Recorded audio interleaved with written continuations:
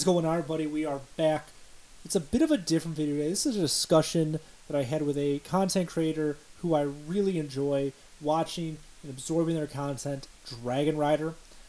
The reason I'm doing this intro instead of just letting the video run is because Discord and OBS did not play well together.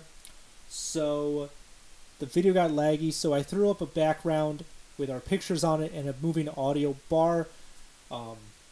But yeah, treat this like a podcast. That's what it is. It's a discussion of how to play in Legend, and I really hope you guys enjoy it. I want to do more stuff like this, hopefully without the background, and it's actually just people, you can see them talking, but we're working out the kinks as we go, right? Guys, leave a like and subscribe. DragonRider's links will all be down in the description below. Thank you so much for watching, and I do say this in the video, but we have a whole week starting the 23rd of what I'm calling Super Week, leading up to rotation and Barons, which is going to be awesome. So stay tuned for that, and I'll see you all later. Take it easy. What is going on, everybody? We are back with a bit of a different video today, and I'm joined by one of my favorite competitors, content creators, podcasters, DragonRider. And before I go off and just sing her praises from the rooftops, I'm going to let her introduce herself. So, DragonRider, why don't you tell people who may not know who you are, what you're about, and what you do? Oh my gosh, it feels like a lot, but yeah, go by DragonRider in the gaming community. I've been playing Hearthstone since beta, so I've been around for quite a while. In the early stages of Hearthstone, I was very involved with the podcast community, listening to tons of all of the original podcasts that were around, watching tons of streamers, and eventually kind of got into all of that myself. So I've been streaming Hearthstone consistently now for getting close to 3 years, and been doing podcasts for over a year now continuously. And I've started an esports team, Amberflight Gaming. We are pretty heavily involved in Hearthstone at the moment. And yeah, I don't know. I just love the game. I've been casting and getting Legend on multiple servers every month now. It's just, I've never had a passion up until Hearthstone. So I basically have just dived in completely and love every second of it. DragonRider is such an awesome, positive force within the HS community.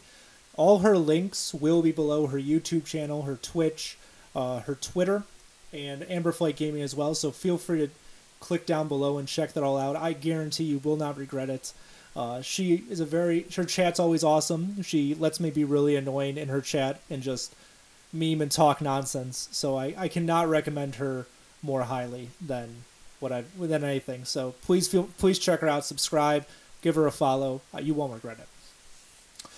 And as you can see, this video is a little different. Oftentimes we're in a game and I'm being salty about my draw luck, but last month, I think around this time actually, I was playing in Legend on a Friday night, and I was trying to record a video, and just the luck of the draw, I lost a few thousand ranks and tweeted about it, and DragonRider reached out and she said, hey, I've been there. Actually, I've been feeling kind of the same way lately.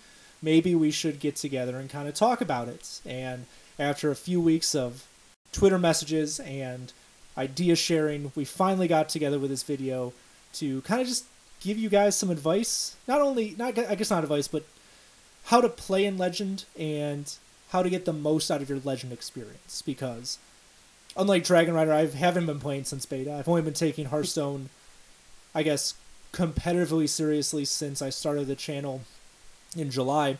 So while she has a wealth of knowledge to share, I am the Boulder Fist Ogre who says we just play games and that's all we do. So I'm really excited to sit down and talk with her. And I think she has a really good way to start this off. Her podcast, Dr. 3, she talked about skill brackets. So I think that's a really, really good place to start. So why don't you start explaining what you kind of meant by skill brackets in that Dr. 3 episode?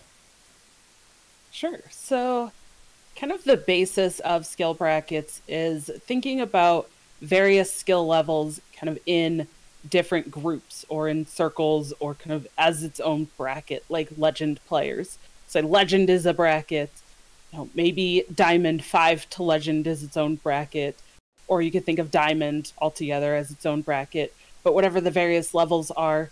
And it feels like every time that you step into a new bracket, you can kind of hit a wall sometimes, and it feels like you can notice the difference in skill level from where you were playing and to where you're at now, especially when a lot of players go from maybe never hitting legend to hitting legend for the first time, or at different points when basically what's happening is you're starting to play against players of a higher level. And before, you were working your way up, you're getting better and better and better, and working your way up that skill bracket, and you were at the top. So it felt great, right? You're like, I am so confident in myself. I'm winning all these games. I feel like I understand. I'm so good at this. But then as soon as you step into that next skill bracket, basically now you're at the bottom of that next skill bracket. And so compared to everybody else within that bracket, you feel like you suck. You feel like you're terrible. And, you're just like, I just don't understand. I feel like I was doing so well. And now it just feels like it's falling apart. And I don't understand what the difference is. Well, the difference is that you got better and now you're playing against better people, but you can still keep getting better to get up to that next, the top of that next skill bracket, basically. Yeah. And I do want to reiterate that this is legend focused, but the things we're talking about aren't unique to legend. Right. Maybe some of the meta trends are, but this skill bracket idea isn't. But I think when you get to legend, at least for me personally, that skill bracket is blurred. For example, like you were saying, diamond 10 to diamond 5 is a skill bracket. In legend, you have MMR, but you don't necessarily, that isn't really representative of the skill brackets.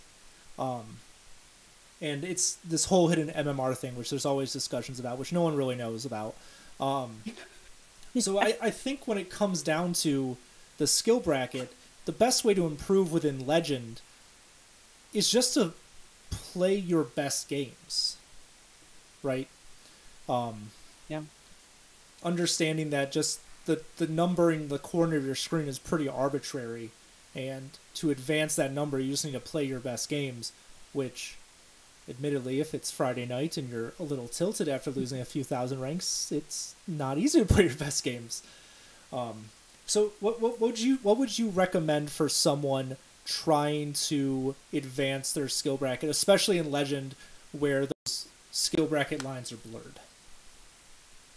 That's a really good question. And I think it really depends on, first of all, what kind of skill level you're at that you're looking at improving on. Because everyone's going to be at a different kind of point in their journey and what they need to improve on. But if you can identify one big thing that you need to focus on, whether that's, hey, I need to get better at recognizing a matchup or what position I'm in a matchup. So are you the aggressor in a specific matchup and you need to be playing that matchup aggressively? Or do you need to be playing that matchup defensively instead? That is a big thing that, for me, I've noticed can make a huge difference in being able to progress, because if you can't recognize that, you could be playing matchups completely wrong, and then you feel like you're struggling, you're hitting this wall and you're like, oh, I can't beat whatever insert class, when really it's that, that you're looking at it in a different way than the matchup actually should be. So I think the biggest step is just recognizing what it is that you feel like you're struggling with, and comparing, not to say don't compare yourself to other people or their stats. Everybody is different, but looking at things like HS replay, for example, and just looking at kind of those general stats and saying, okay, this is a fairly even matchup per se, and I'm only winning that matchup 30% of the time. There's probably something going on there, and you can take a look maybe at that match specifically to figure that out. So kind of recognizing one thing that you feel like you need to work on and just kind of hitting that one point over and over and over until you feel like you get it and then you can go on to the next thing, say, okay, now I feel like I want to improve on this aspect of my game, and then really hit that home. And it's not going to happen overnight, or over one session of gaming, but I feel like that is the best way to just improve overall on certain aspects, especially in Legend, where you said, like, where Legend just feels so nuanced and you can't really see those various, like, skill brackets. It's a lot harder to recognize where those levels are. So just working on what you think you want to improve on or need to improve on in your game specifically, I think is the biggest thing. That idea of being the aggressor versus the controller, that goes back to like this really old Magic the Gathering article, I think. Yep. But I do remember a while ago over the summer, one of your co-hosts, Major Death, posted their weekly poll. Like, it's something about how you understand to play your best turn. I listened to the episode and I responded to the poll, and I think even going deeper into that idea of what's your role is, what is your role turn from turn? Because I do kind of think as you evolve as a player and as Hearthstone evolves, that idea of control aggressor also kind of fades away a bit, because your role one turn is completely different the next turn. And that just, again, that comes down to just sitting down and, like DragonRider said, learning your role and the deck you're playing. And that can also be like, don't switch decks mid-session. I'm guilty of that all the time, but learning the deck and its role in the general meta is really important. But I did want to kind of get into the meta of Legend, because for the most part, there's always going to be outliers, but Diamond 5 to Legend especially, the meta is pretty settled. You kind of know if you see a rogue at Diamond 5 to Legend, it'll most likely be aggro rogue. Druid will most likely be token druid, and that's, if this video gets outdated, this is in Dark Moon races. But in Legend, you don't always know. If I queue into a shaman, I can think, okay, this is this shaman, but it turns out to be OTK Quest Shaman, and I could mulligan completely incorrectly and then get hit for 32 from Yasharaj, which never feels good.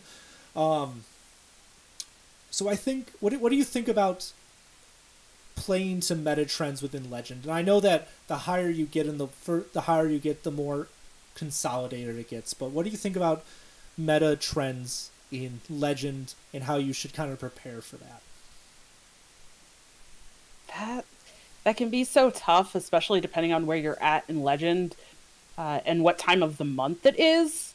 Like, which sounds so weird, but I feel like the middle of the month seems to be a little bit more settled, but at the beginning and the end, it's just totally like you're gonna hit pockets where you're up against players who are just playing really fast decks, especially at the beginning of the month, because they're just trying to grind up those ranks as fast as possible.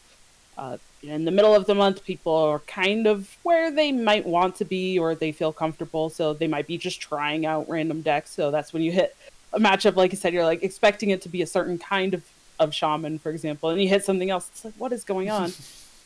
But also one thing to keep in mind is that in Legend especially, you're facing against players who are just generally better at Hearthstone, like mechanics and the basics of Hearthstone, and they are also probably going to be players who are a lot more comfortable playing a variety of decks and playing a deck that is not necessarily going to be completely meta.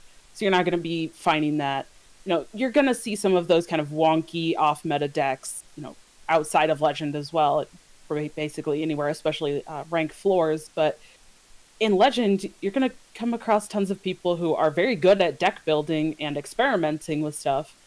And that's when you hit those. So the biggest advice that I have there is just going back to what you were talking about, sticking with your own specific deck for a long period of time, or just understanding what your deck needs to do, and kind of just trying to piece together what kind of deck they're playing. And again, going back to what that role is. I mean, are they an aggressive deck overall? You might not understand what they're trying to do completely, or you might not know all of their cards, but just being able to recognize, okay, they are putting on a lot of pressure. They seem like a fast deck. I know what my deck wants to do against fast decks in general. that is going to be the most helpful for you. So just keep an open mind when you're thinking about what deck you could be seeing, because it can be pretty flexible. Yeah. And I think you as a player, I think one thing that I need to do better at, but I think a lot of players need to do better at in general, is be flexible. Like, the best Hearthstone players are flexible. And most decks, especially in modern Hearthstone, that's a weird term to say, even though it's been out 7 years, is Hearthstone is not as linear as it used to be. It isn't get Yeti out on 4, innervate Yeti or whatever. It's... Right. You have options now. Like, you have different plans, and I think that can be daunting for some people. Like, saying that, oh, my deck should be doing X, but the most optimal thing you can do this turn is Y, is something that players, myself included, and I say players, I'm including myself in that, need to be able to recognize. So I think, like you said, against these maybe off-meta, wonky, awesomely built, funky monkey decks, you need to be able to be flexible in those matchups. You may have, going back to the Shaman, you may have mulligan for Shaman, and it's not for like aggro Shaman, and then now it's OTK Shaman. You can still be flexible in that and know how you can beat an OTK Shaman, which has somehow appeared in the Masters Tour this past weekend also. The last thing I kind of want to get your thoughts on, at least from myself, and if you have any other things you want to talk about, we can keep going after this, is I was talking to my buddy Zaj, who I've done several videos with on the channel. Great guy. We message each other in Discord and get salty. It's a great time. But when I posted that tweet, I was like, man, when I get to Legend, I just can't play. Like, my play is just different. Or maybe I thought it was. But he said, well, part of it is getting to Legend is the goal for the season, right? Once you get to Legend, you relax. You may still be you're still a good player, but you're just more relaxed. And I think that's true for a lot of people, because again, that number in the bottom left-hand corner is pretty arbitrary unless you're trying to get points for a Masters Tour. And even like that 11x is pretty flexible. I've heard of people getting in 2,000, 3,000 MMR. So there's no real goal for Legend. And there's no hard goal, I should say, because when you get to Legend, it's this whole thing. A chest opens up, you get a gold octagon, and it's great. A lot of fireworks go off. You succeed in something, but when you win a game, after that, it's just kind of like, hey, you won or lost this game. So what advice would you have for people who may want to achieve a goal in Legend, but because of how fluid Legend ranks are, like you log in one day and it's gone down because some other people have gone to Legend, what would you say to those people? And you're also speaking to me in that, so any advice would be awesome. Yes, so I have definitely felt all of that before, and what I've realized over time is that it's just a mindset. It's your mindset, and one of the biggest examples of that is a lot of players who, once they hit Legend the first time, there's two things that happen after they hit Legend for the first time. Either the second time they hit Legend feels super easy. They're like, oh, yeah, cool, I can hit Legend now. Because they broke that wall down in their mind of like, I can't get to Legend, or whatever that is. And then all of a sudden they do it, and then they tell themselves, I can do it. And then the second time it's just like, oh yeah, I can do this. And then they do it. Or the other thing that happens is that they struggle and then they start to doubt, no, maybe I am just a bad player. I got lucky getting to Legend the first time. And then they take that self-doubt into every single game that they're playing. So then the struggle just continues. And then that cycle again, that just, they lose games, and they're not hitting Legend again. And then they just say, oh, no, I'm bad. And it continues and continues and just cycles back. So I really do think that mindset has such a big role in this that people just don't recognize.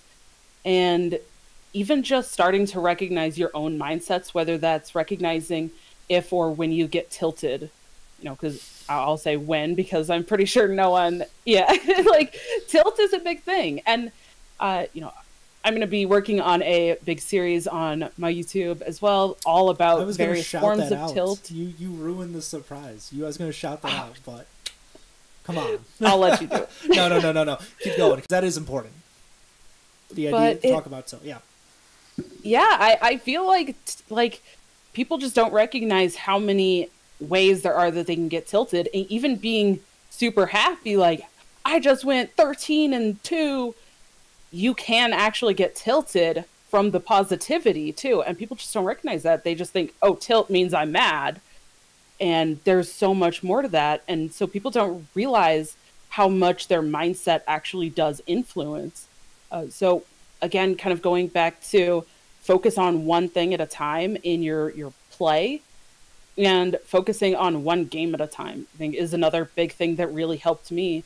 And especially in tournaments. You know, whether you're looking at ladder, but also in tournaments, I used to be so focused on like, okay, if I win this series, then I get to top 8. And if I win this series, then I get, and I just have to get 3 more series wins. And then I get, and all of a sudden I'm looking at this gigantic picture and I'm getting overwhelmed. And then I fall apart. And all of a sudden it's like, oh, well, I just lost, 0-2 or 0-3. What happened? And then I freeze and I don't know. And I just say, oh, well, I just suck. Which is not what happened, is that I get overwhelmed looking at everything. But when I just focus and just say, okay, this one single game is all that matters. It's a best of 5. This is game 1, but this game is all that matters. And then the second game, okay, this game is all that matters. Because even if you end up losing, you're going to feel like, hey, I played well. Or if you didn't, you're going to recognize that a lot faster. Hey, I made a mistake here, or I got distracted, and that's what caused this. But it's all about that mindset. Yeah, that did kind of trigger something an anecdotal experience. The first time I got to Legend, I was listening to a bunch of podcasts, people who are much better at the game than I am, but they also have given such good advice. I wasn't worried about getting to Legend until the final boss. I was just playing the best games I could. Sometimes those were non-games because it was that secret Miracle Rogue that was out in Scholomance, and 14-14 Edwins kind of make it so your opponent just concedes. But I was still playing really good games, and I was understanding what my deck was doing. And I do agree with that, because that idea of positive tilt, it's something that happens because you get on a hot streak. I'm right now overall I'm like 21-5 with Guardian Druid, and eventually I'm either gonna get in my own head and be like, I'm unbeatable, and then lose 6 in a row, or I'm gonna start losing and be like, well, this shouldn't happen. I'm like a 75% win rate right now. That can't happen, but it can. And I think that mindset is so important to specifically Hearthstone, and like everything else, but Hearthstone specifically, understanding how to play your best games and understand what your deck is doing and its role is so important. So we've said it a lot, but I really think the best advice we can give for Legend, playing in Legend, whether you're new or intermediate or seasoned, and I think the seasoned players are going to know this, is play your best games. And understand your deck's role. And if you're picking up a new deck, understand you're probably going to lose a few games while you're learning that deck. One thing I will say for myself, and there's this Modest Mouse lyric that I'm sure extends to everybody. It's something like, I know this of myself, so I'm sure of other people. Obviously, it's very true. But I know this for myself especially, that if I pick up a new deck that I don't know, but it's doing well on, say, Vicious Syndicate, I just assume I'm going to do well with that deck. For example, Enraged Warrior has been on and off the tier 1 list on Vicious Syndicate, and I still need to learn that deck, but every time I pick it up, I'm like, we're going to go 25-0, top 1,000 Legend, nothing's going to stop us, and then turn 7, I'm out of cards, I'm like, what happened? Yep, been there. Yeah, been there quite a few times. Yeah, and when that happens, yes, it's again just going back to that mindset, like recognizing, hey, I don't know this deck, I don't know the matchups, I don't know the nuance of this deck, and again, you have to shift your mindset and think, okay, I have to take a learning approach to this, and if I lose the games and I learn, I'm gonna lose, but I'm gonna learn something from every game. I will learn something, and I will use that in my next game, and just the repetition of doing that over and over. I mean, think about it. That's how you eventually got to Legend in the first place, right? You didn't know how to play all these decks and get to Legend. You had to learn that over time. It's the same thing once you're in Legend. It's just repeating that process over and over and over. Yeah, and I do, again, want to shout out DragonRider's Tilt series that she's doing. She talked a little bit about it on on a Doctor 3 episode, but I watched the intro, the pilot, if you will, to that, and I'm really interested to watch the rest of it. So again, her links will all be down in the description. And I think, again, just a too long didn't read, didn't watch. Play your best games. Understand the deck. And one thing I want to throw into that is know your strengths. DragonRider is a phenomenal Highlander Hunter player. I am not. I am really bad at piloting that deck. But I'm really good at something like... I'm much better at that than, say, at World Kick Rogue. Because I've played that deck so much, I understand some of the nuances. And that's not to say that I'm the best World Kick Rogue player, but it's... I know my strengths, and I know I should be bringing that deck to ladder than Highlander Hunter. Yeah, absolutely. I mean, knowing yourself is... They say knowing yourself is half the battle, but I feel like it's more than that sometimes. And I mean, even knowing like how you learn. Do you need to watch other people play a deck and that's how you learn? Do you need to play it yourself? Knowing those things can help you so much, and people don't talk about that enough. Yeah, I agree with all of that, and even that even coming down to like how you learn. Like, I have sat down and watched No Hands Gamer play decks. I can't do it. Like, it doesn't teach me anything. I need to sit down and do it myself. But with that, DragonRider, do you have any closing thoughts you'd like to share? Just thank you so much for having this, chat. I love talking about the game, stats, lineups, mindset. I love all of it. So thank you so much for having me on. Well, thank you for reaching out. That wouldn't have happened. This wouldn't have happened if you didn't. So I'm glad we could put this together finally.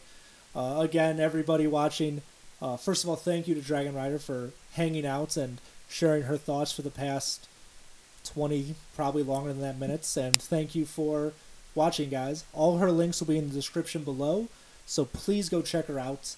And I will see you later. I want to remind everyone that starting the 23rd, we're going to have what's called Super Week, where I'm going to do a whole thing leading up to Forged in the Barrens. So if you want, subscribe for that, and it's going to be awesome. So guys, thank you for watching. Take it easy, and we'll see you later.